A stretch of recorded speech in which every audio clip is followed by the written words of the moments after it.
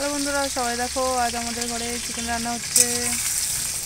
কাঁচা চিকেন, কিছু পেঁয়াজ কুচি, রসুন, আদা রসুন, টমেটো কুচি, ধনেপাতা, আর এখানে হচ্ছে টমেটো আলু ভাজা হচ্ছে। তো আলু ভাজায় হলুদ দিলাম সামান্য পরিমাণে।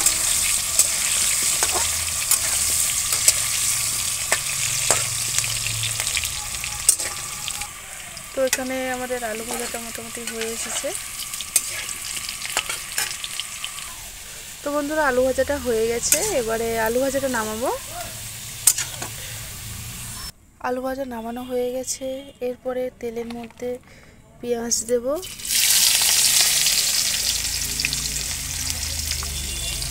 পেঁয়াজ কুচি দিয়ে দেবো। এটা বেশ নাড়াচাড়া করতে হবে। যখন এটা হলুদ কালার চলে আসবে তারপরে আদা রসুন দিতে হবে। তো এটা একটু হলুদ কালার চলে এসছে বন্ধুরা। দেখো আমাদের পেঁয়াজ ভাজা হয়ে গেছে। তো এর মধ্যে এবারে আদা দেব, আর একটু পরিমাণে দেব।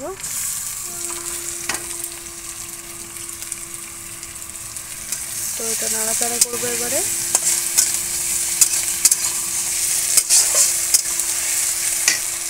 তো এতে একটু পরিমাণে তেল দিতে হবে।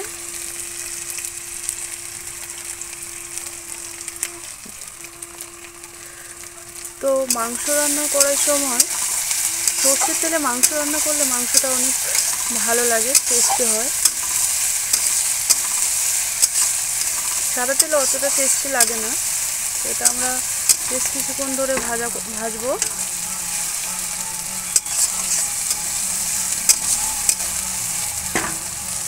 দেখো বন্ধুরা, তেল বেরোচ্ছে। তো এটা নাড়াচাড়া করার পরে দেখবেন এর থেকে যখন পেঁয়াজ থেকে তেলটা বেরিয়ে আসবে, তারপরে এর মধ্যে লঙ্কা গুঁড়ো দিতে হবে।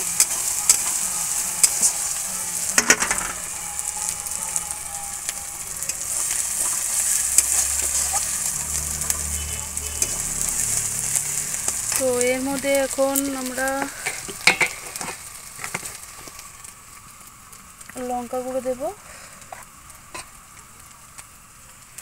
পরিমাণ মতো।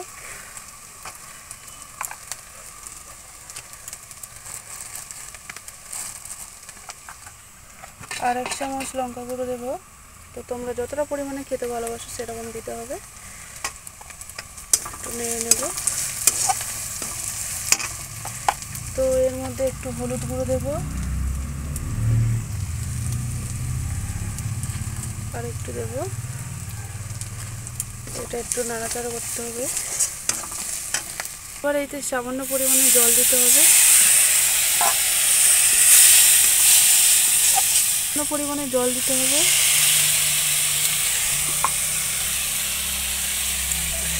জল দিয়ে একটু নাড়াচাড়া করতে হবে যাতে মশলাটা আমাদের রেডি হয়।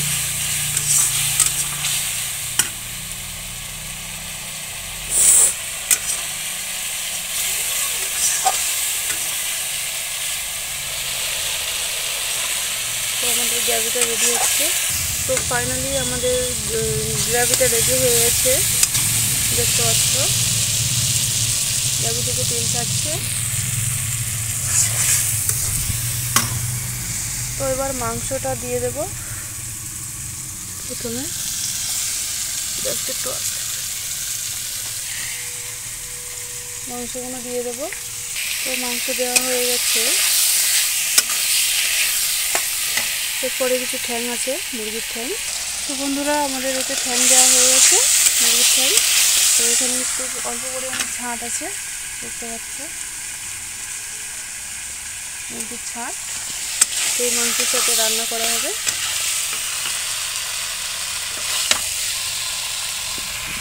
তো বন্ধুরা, মাংস কষাটা মোটামুটি রেডি হয়ে এসেছে। এরপরে এই ছালগুলো দিয়ে দেবো।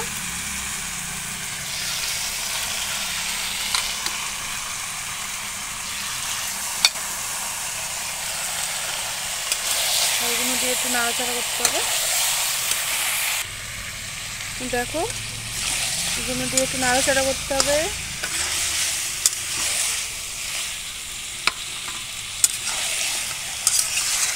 তো এই আমাদের মাংস কষা মোটামুটি রেডি হয়ে গেছে।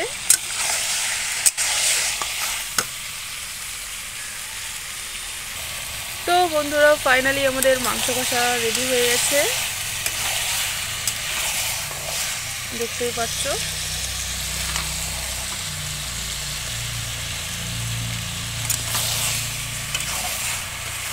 তোমরা কে কে ঠ্যাং খেতে ভালোবাসো কমেন্টে জানো, আমার তো খুব ভালো লাগে মুরগির ঠ্যাং, অন্য কিছু না। তো এবারে আমি জল দিয়ে দেবো। তো জল দেওয়া কমপ্লিট হয়ে গেল, ব্যাস আমাদের মাংসের ঝোল রেডি।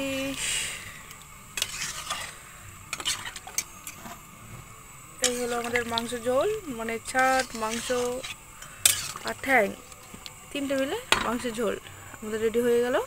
এবার এটাকে কিছুক্ষণ ফুটতে দেব। বন্ধুরা আমাদের মাংস কষা হয়ে গেছে, মাংস তরকারি রেডি হয়ে গেছে। একটু নুন কম, নুন দিয়ে দিলাম, একটু ধনে পাতা ছড়িয়ে দিলাম। দেখো হয়ে গেল আমাদের মাংস কষা, সরি মাংস ঝোল হয়ে গেল। তো তরকারিটা কেমন হয়েছে তোমরা কমেন্টে জানিও, ঠিক আছে? তো টাটা বাই বাই, আজকের পর্যন্ত এইটুকু রইল। আর আমার তরফ থেকে সবাইকে নতুন বছরের অনেক অনেক শুভেচ্ছা। সবাই ভালো থেকো আর আমাদেরকেও ভালো রেখো, সঙ্গে থেকো, আমার পাশে থেকো, ঠিক আছে বন্ধুরা? টাটা।